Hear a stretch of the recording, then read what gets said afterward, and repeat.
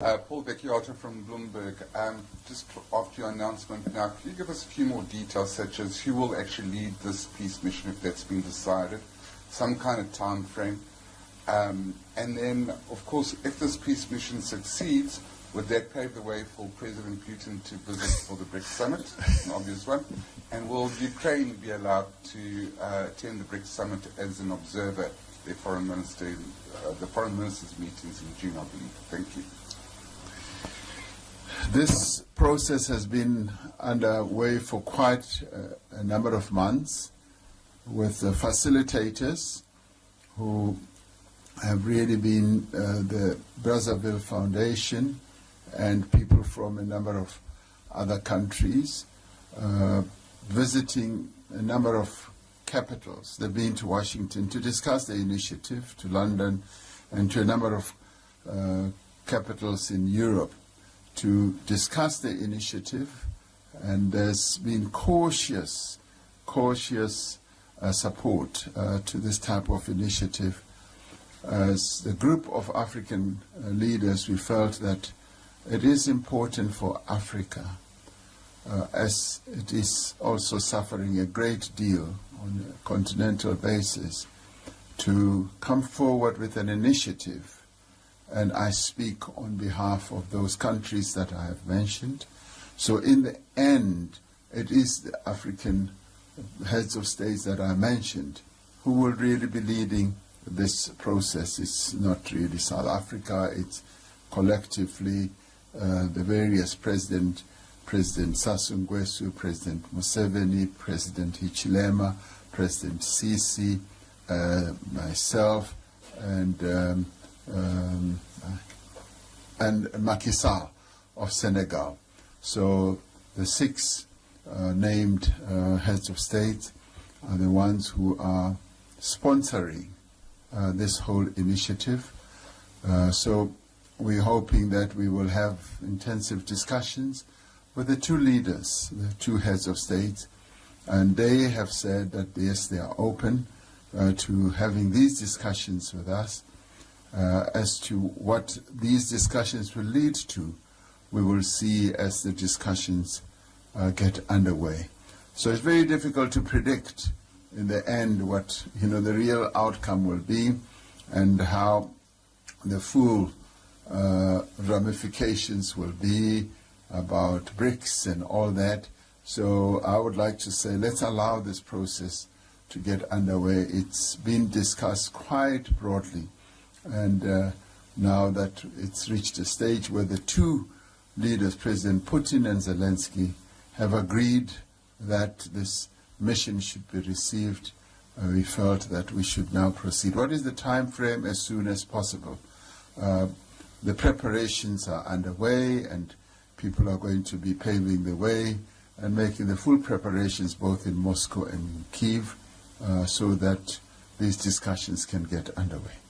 We discussed the current instability in international relations and the global economy. We agreed on the need for all countries to work together to develop inclusive, just, and sustainable solutions to issues such as conflict, climate change, pandemics, and many other challenges that countries of the world are facing currently. I had the opportunity to brief Prime Minister Lee on South Africa's position on the Russia-Ukraine conflict. I informed him that over the weekend I had the opportunity to represent the views of a number of African leaders with regard to a peace mission that those African leaders have been talking about for quite a number of months and consulting amongst themselves with regards to how Africa can make a contribution to bringing about a solution to the conflict in Ukraine and Russia.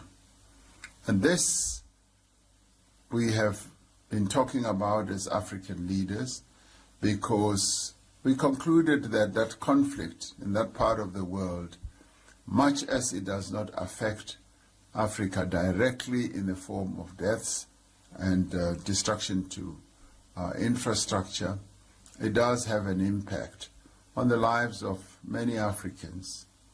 With regard to food security, the prices of fertilizers have gone up, prices of cereals have gone up, and the prices of fuel.